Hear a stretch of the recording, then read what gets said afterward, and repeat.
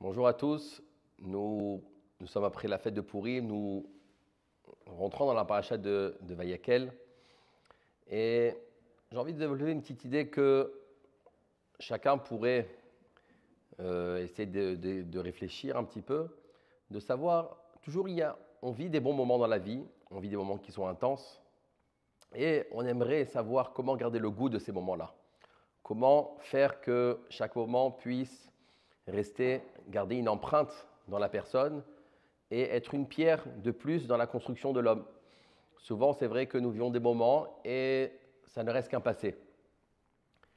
Le Shem Ishmuel nous dit que lorsque dans la Tfila, dans une des parties de la Tfila, dans la partie de Ishtabar, nous prononçons comme bénédiction Abocher Beshire Zimra, Meler Kel Chai Olamim Amen. Voici que comment Hachem, Abocher Beshire Zimra, Hachem choisit les chants, les shirim, les zimra, ce sont des sortes de chants. C'est ça que Hachem, justement, aime. C'est ça que Hachem choisit, c'est ça que Hachem aime. Et nous disons cette bénédiction lorsque nous avons conclu tous les chants et les teilim que nous avons prononcés dans la première partie de la Tfila. Et on conclut pour dire, voici que c'est ça que Hachem apprécie. Le Shem Ishmuel rajoute une précision, nous dit que Beshire Zimra, a priori ici c'est un peu une répétition, Shirim et Zimra, les deux sont un chant. Il nous dit qu'en fait, Beshire Zimra, c'est lorsqu'une personne va chantonner. Alors effectivement, à ce moment-là, il y a tout l'enthousiasme de la chanson, le cœur va battre au moment du chant. Mais lorsque le chant est terminé, alors les sentiments reviennent à son stade normal et la vie continue. Lorsqu'on va essayer de voir quelle est la personne chez qui le chant va garder une empreinte et chez qui la personne justement va vouloir continuer à garder le goût de ce chant-là, alors c'est chez qui le cœur va continuer à battre. Ça veut dire qu'il va toujours avoir le souci de se dire que ce chant-là, je veux qu'il continue, qu'il se prolonge et que le cœur va battre encore, il va avoir encore cette émotion qu'on va vouloir garder en soi. Et c'est là que, justement, Hachem va aimer le chant de la personne. C'est-à-dire que Beshire Zimra, Shire c'est la chaîne Shiraim. Shiraim, ce sont les restes. Ça veut dire que Hachem va choisir la personne chez qui, en fait, les restes de la chanson, c'est-à-dire ce qui va se passer après le chant, alors si à ce moment-là, il y a encore une effervescence qui se trouve dans la personne, donc là, ça veut dire que le chant, effectivement, a donné sa marque, a laissé son empreinte, et que le cœur est encore enthousiaste après ce chant-là, malgré tout. Et finalement, on va dire, ce qui va rester après le chant aura beaucoup plus d'importance que le chant lui-même. La question qu'on a envie de se poser, comment va-t-on faire pour que ce chant puisse justement marquer cette empreinte après? Dans le Mishkan, nous allons placer la Ménorah. La Ménorah, c'est celle qui va éclairer à l'intérieur du Mishkan. Et tout le monde demande, est-ce que Hachem aurait-il besoin d'une lumière? Est-ce que Hachem a besoin qu'il soit éclairé? Hachem, c'est lui-même qui est porteur de toute cette lumière, lui-même qui est lumière. Il y a un midrash qui est ramené, qui nous dit à quoi cela ressemble. Lorsque un roi qui a dit à son bien-aimé, il lui a dit « Sache que je vais venir manger chez toi ». Donc la personne, le bien-aimé du roi, commence à sortir ses ustensiles, préparer la table, mettre tout en place. Et voici que toute la cour du roi arrive et commence à sortir tous les ustensiles de la royauté.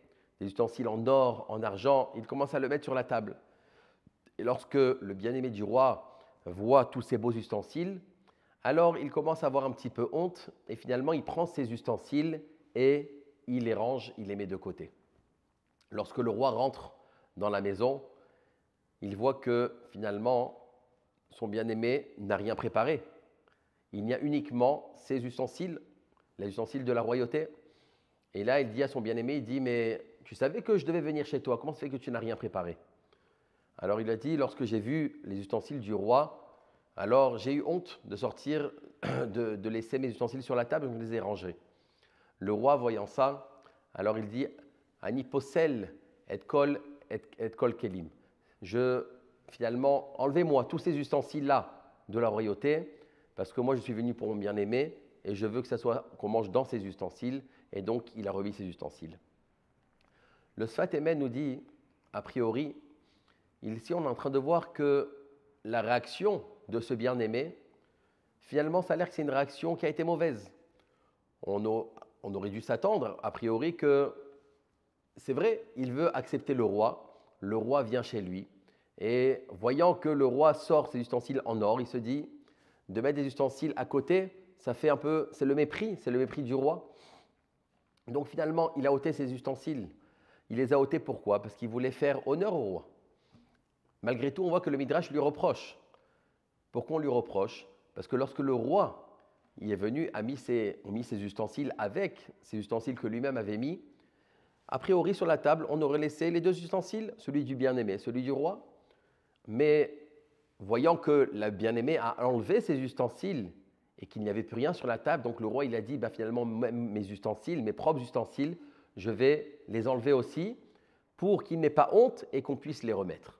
Mais officiellement, ça a l'air que tu n'aurais pas dû les enlever. Tu aurais dû les laisser avec ceux du roi. Le Sfat Emet explique quelle est l'erreur finalement ici de ce bien-aimé. L'erreur du bien-aimé, c'est que dans la vie et dans notre service avec Hachem, il y a deux parties qu'il faut bien séparer.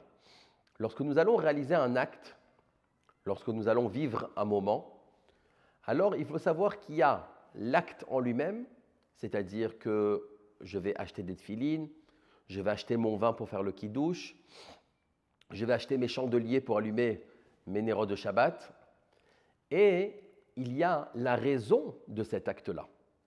C'est-à-dire, c'est quoi la raison de l'acte? C'est pourquoi je réalise cet acte-là.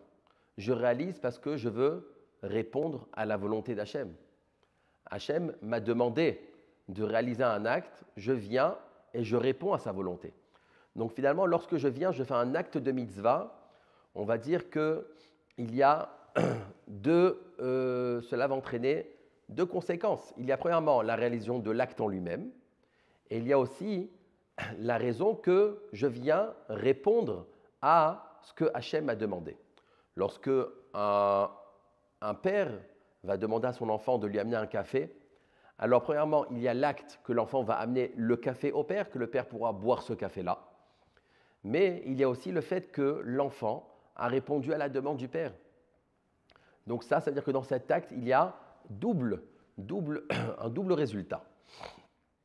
Une personne qui pense que toute la valeur, ça va être le résultat, alors effectivement, il va arriver des moments où il va avoir honte de ce résultat. Ça veut dire que si l'enfant pense que lorsqu'un père va lui demander d'amener un café, que le but ultime, c'est le café lui-même, alors il sera toujours, on va dire, un petit peu honteux, parce qu'un enfant ne sait pas spécialement bien préparer le café. Il va peut-être sûrement le renverser en chemin. Mais la satisfaction, ça va être plutôt de voir comment l'enfant vient et fait la volonté de son père. C'est ça que son père finalement va aimer. C'est ça que son père va admirer dans l'enfant. L'enfant qui vient et qui réalise la volonté du père. Lorsque Hachem nous demande de faire une mitzvah, alors la mitzvah, effectivement, on va essayer de la faire du mieux qu'on peut. Mais qui peut prétendre que son acte va être parfait? Est-ce qu'on va le faire avec la vraie intention, que ce soit vraiment pour l'honneur d'Hachem? Est-ce qu'on va le faire dans toutes les règles que la Torah nous demande? Est-ce que notre cœur, notre intellect va être entier dans cet acte-là? Ou peut-être on va essayer d'avoir un petit peu d'orgueil personnel? Alors la mitzvah en elle-même, le résultat, ne sera jamais parfait. Et d'autant plus que lorsqu'on va arriver après 120 ans, et que si on donne de l'importance à l'acte en lui-même, alors l'acte devant les anges, devant la royauté d'Hachem, alors l'acte n'aura plus de valeur. Ce sera un acte qui sera uniquement matériel. Le matériel n'a plus de place en haut. Donc finalement, ça veut dire que de réaliser une mitzvah qui est un acte matériel dans ce monde, il ne laisse aucune empreinte. L'action en elle-même, alors, n'aura pas de place dans le monde futur, parce que c'est un acte qui est matériel. Mettre des tefilines, boire du vin, c'est un acte qui est matériel. Et donc, si quelqu'un pense qu'avec cet acte-là, alors c'est avec ça qu'on va arriver en haut, alors il aura honte lorsqu'il va arriver en haut.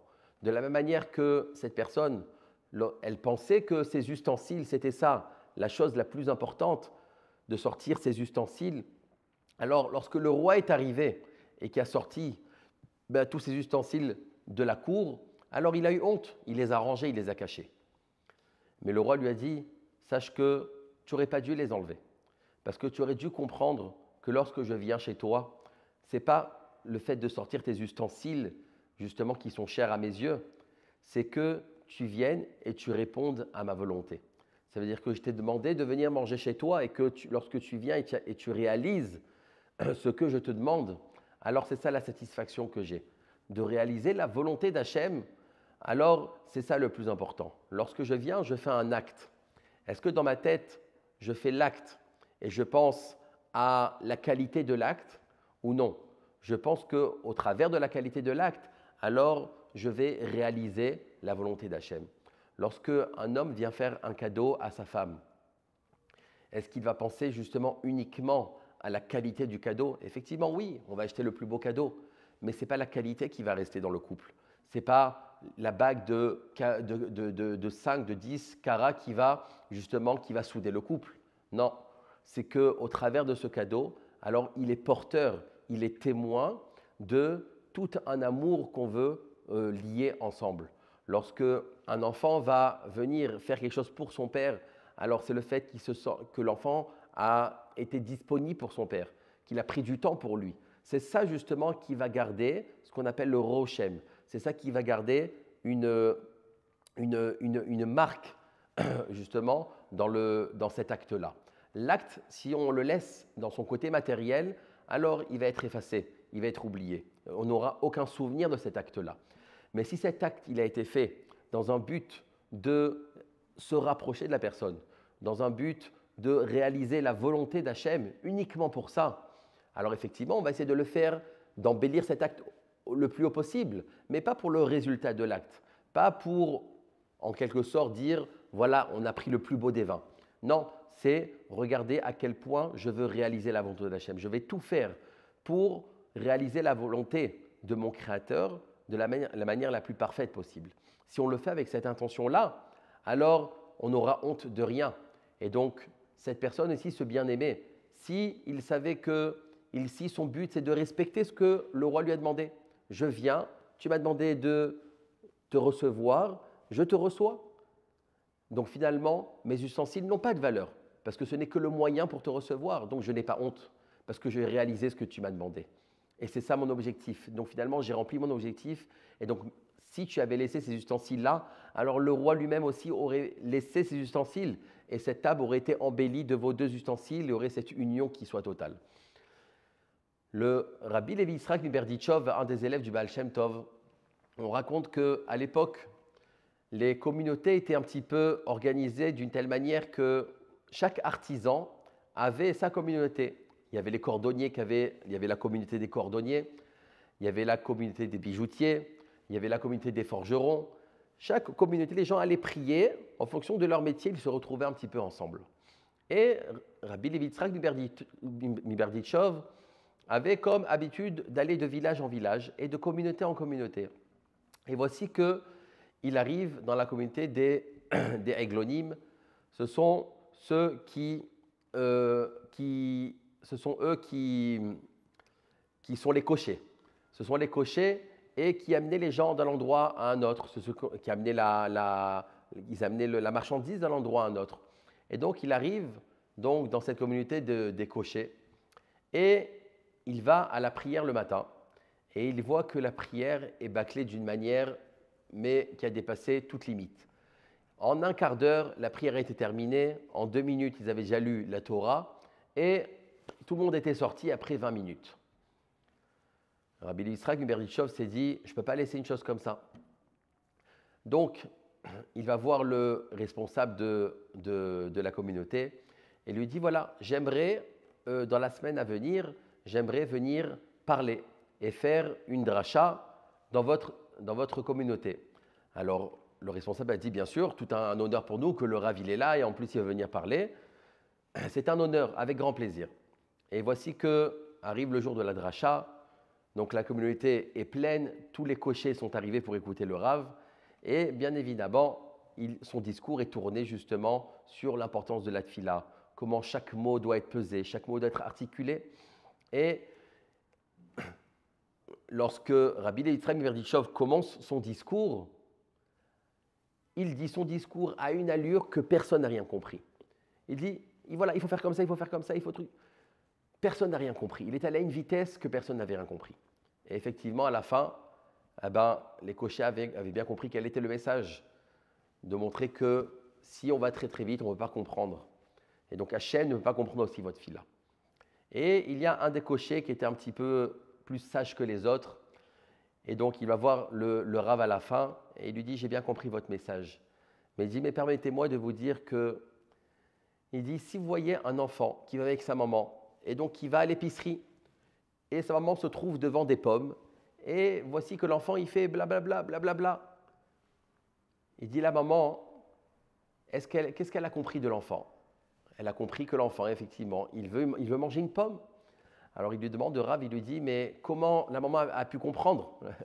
L'enfant, il a mal prononcé. Alors il a dit, c'est normal, c'est sa maman comprend. Alors il lui a dit, je pense que Hachem, c'est la même chose.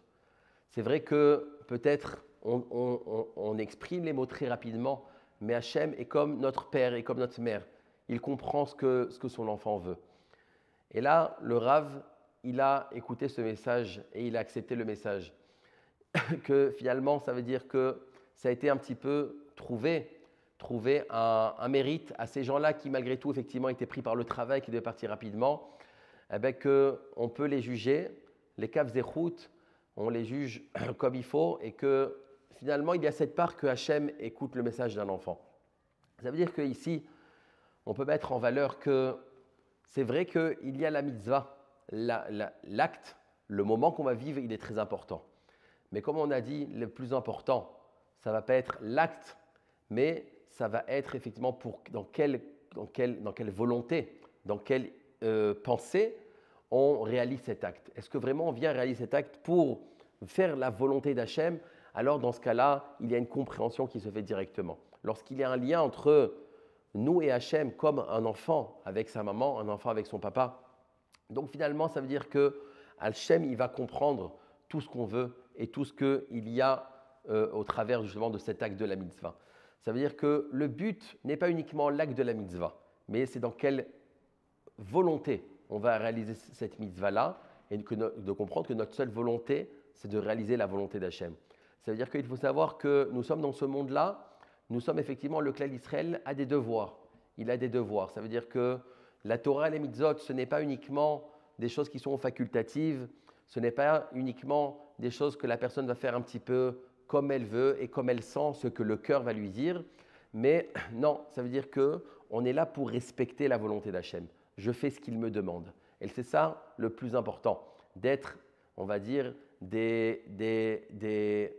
un peuple qui est fidèle à ce que le roi demande, fidèle à ce que le maître du monde attend justement de son peuple, de ses enfants. Et donc, c'est dans cette intention qu'on doit vivre cette vie-là. Et si finalement l'intention, elle est uniquement pour réaliser sa volonté, alors tout acte que nous allons faire, alors ça va toujours garder une empreinte qui va être en nous. Si on regarde l'acte pour l'acte, alors l'acte va être oublié. Lorsque on va fêter une fête de famille, si uniquement on va se baser sur le repas, sur le cadre, alors cela va être oublié. Mais si finalement on va se focaliser sur quels étaient les moments intenses, quelles ont été les paroles qui ont été dites à ce moment-là, quelles ont été les unions qui sont faites à ce moment-là, alors c'est ces sentiments-là qui vont rester. Parce que finalement, on ne l'a pas fait pour le cadre, mais on l'a fait pour cette volonté de se retrouver ensemble. Et cette volonté-là, alors, elle a une empreinte qui va être à tout jamais. Donc c'est pour ça que dans chaque grand moment, de savoir que finalement, le vrai moment, c'est de pouvoir s'unir ensemble. Ce n'est pas le cadre qui va être important, mais c'est ce qu'on va mettre à l'intérieur de ce cadre-là, les émotions qu'on va créer à l'intérieur de ce cadre. Donc, Bezrat Hashem, que cette menorah-là qu'on va allumer dans le sein du Beth Amikdash, effectivement, elle n'est pas là justement uniquement pour éclairer le Beth Amikdash. Hashem n'a pas besoin de lumière, mais elle est là pour créer un lien avec Hashem parce que nous faisons sa volonté, nous mettons les kelim qu'il nous demande et c'est ça qui va justement dégager de la lumière et que Bezrat Hashem, que avec la volonté du Ham Israël qui soit d'arriver à cette Géoula Shelema, soit aussi la volonté d'Hachem, Bimera, Biyamenu, Amen.